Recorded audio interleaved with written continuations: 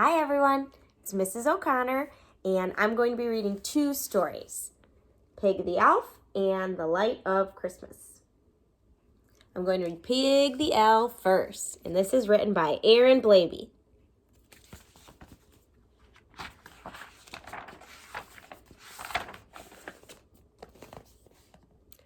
Oh, Christmas Eve, the most merry of nights, the carols, the snowflakes, the small twinkly lights. Santa was coming, 'twas bigger than big, but no one was feeling more festive than Pig. How he loved Christmas, he'd giggle with glee, the presents for me, me, me, me. He'd written his list, and he'd asked for a lot, but Santa takes orders, so why the heck not? Here's Trevor's list. Here's Pig's long list. The presents, he screamed out again. When will he get here? Oh, when? Tell me when. He'll come when we sleep, said his lovely friend Trevor. But Pig shouted, Sleep? I'll have none whatsoever. Sleep is for fools. Oh, yes, sleep is for losers. I won't go to bed with the rest of you snoozers. I'm sitting up late. I'll be here when he comes. I declare by these stockings and gingerbread crumbs. So Trevor went doubtfully off to his bed, but naughty old Pig stayed up just like he'd said. The waiting was endless, but Pig held his ground. Then at 3:33, he heard a strange sound. And guess who had made that mysterious noise? A portly old gent with a bag full of toys. He piled up some presents marked Trevor and Pig. Then he picked up his milk and he took a big swig. But then as he turned to go back on his way, a short, cranky dog appeared shouting, Hey! I asked for more, hollered Pig in dismay. But Santa turned round and then hurried away. Hey! Shouted Pig, sounding very unkind. Then he nipped poor old Santa's big Rosie behind. Uh-oh. Up through the chimney, out to the sleigh. Pig held on tight. You're not getting away! Don't be a cheapskate! I want all my stuff! The pile that you left me is just not enough. But the sleigh took off fast. Gee, those reindeer were speedy. And away fell their guest. Yes, the elf, who was greedy. But as Trevor lay dreaming of holiday cheer, a real Christmas miracle happened right here. Yes, Pig must be blessed he survived that big drop and was saved by a tree with an angel on top. The end. The next book I'm going to read is called The Light of Christmas, and it's written by Richard Paul Evans, and it's illustrated by Daniel Craig.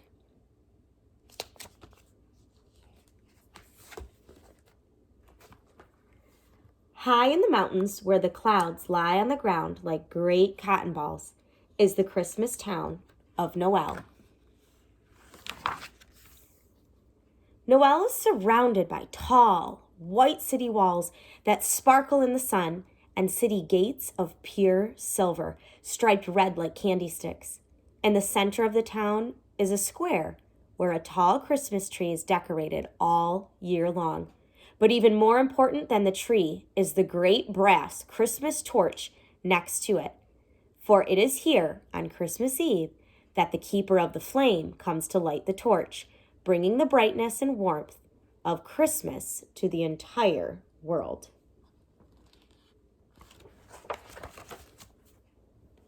In the hills outside of the town of Noel lived a small boy named Alexander.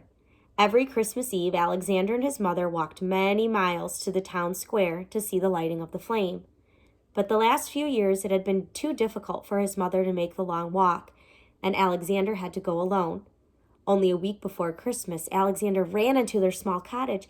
Have you heard, Mother? This year the Keeper of the Flame will choose someone new to light the torch. Who will he choose? Whoever gives the truest gift of Christmas. Then Alexander frowned. I wish that I had something special to give, he said. I would like to light the Christmas torch. His mother put her arms around her son. You're a good boy. I could not be more proud of you if you were the Keeper of the Flame himself. Early the morning of Christmas Eve, Alexander prepared for his trip to the town square. His mother put a loaf of bread, a chunk of cheese, and a jar of hot cider in his pack. Then she bundled him up in an extra cloak, as it was snowing outside. Remember, Alexander, after the lighting of the flame, it will be late. You must spend the night at the town church. I'll expect you back tomorrow afternoon. Alexander kissed his mother goodbye, then started on the long walk to Noel.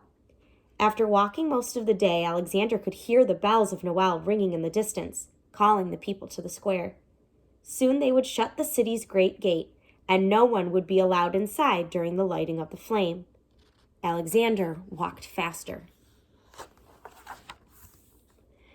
As he neared the city gate, he noticed a small bundle of cloth in the snow.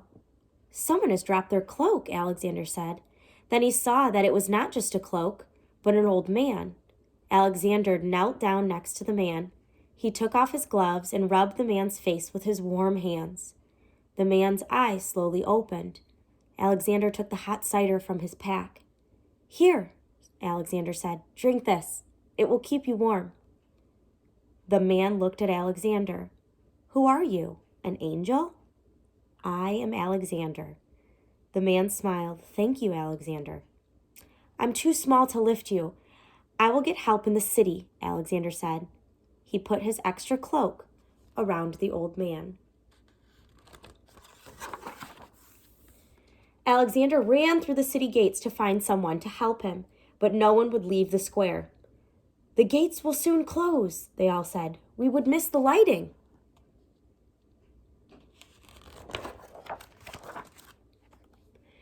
Then the large gates did begin to close, and Alexander looked at the beautiful tall Christmas tree and the great torch in the square, then back at the gate, and with all his heart he wanted to see them light the torch, but he could not leave the old man alone in the snow.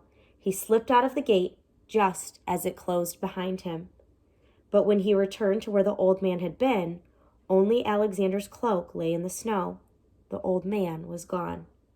Alexander picked up his cloak, then looked back at the gates. They were locked, only to be opened when the lighting was done. Already it was getting dark, and it was too late to go home.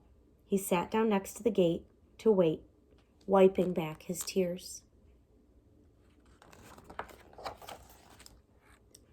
Then Alexander heard a creak, and to his surprise, the gate opened a crack.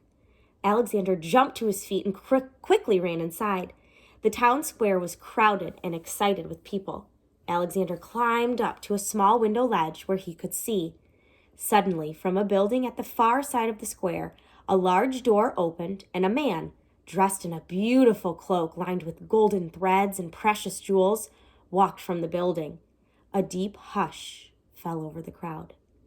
The Keeper of the Flame had arrived. In one hand, he held a wreath, the symbol of Christmas, and the other was a small flaming torch, with which the great torch would be lit. Let the offerings begin, said the keeper. The people of Noel lined up to give their gifts. As they laid their gifts beneath the tree, they loudly announced what they had brought. I am Julio, the minstrel, cried one. My gift is a Christmas song which will be glad in the hearts of many. He played his song and then laid his pearwood lute beneath the tree. I am Marco, the writer, cried another. I have written a great Christmas story which will be shared for many years to come. And he laid a book bound in red and gold leather beneath the tree. Then came the richest man in the city. I am Maurizio, the jeweler. I have made a golden ornament for the tree. The crowd clapped when they saw the ornament. It was of pure gold with red and green jewels, the colors of Christmas, Surely this was the best offering of the evening. After all the people had laid down their gifts, the keeper looked out into the crowd. Are there any more offerings? No one spoke. Alexander looked down, sad that he had nothing to give. Well then, I shall choose the truest gift, the keeper said. He looked at those who stood near the tree. You have given much, he said, but only one of you has given well. Then the keeper looked out to the crowd. Come, Alexander. Alexander looked around to see whom the keeper spoke to. He had given no gift. Surely there was another named Alexander. But the keeper looked right at him and smiled. Come, my boy. As Alexander neared the square, he recognized the keeper. He was the old man in the snow. The keeper put his hands on Alexander's shoulders and looked at the others. You all passed by me tonight, lying in the snow outside the city gate. Only this boy stopped to help me. In your hurry to keep Christmas, you have forgotten Christmas.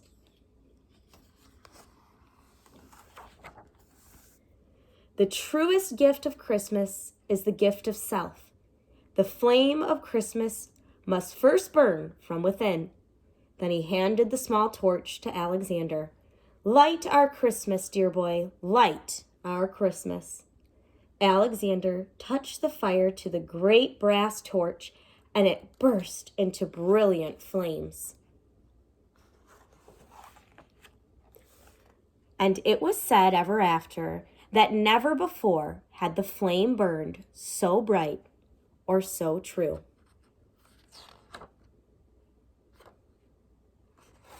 The end. Well, I hope you enjoyed my stories, and I hope that you have a very Merry Christmas.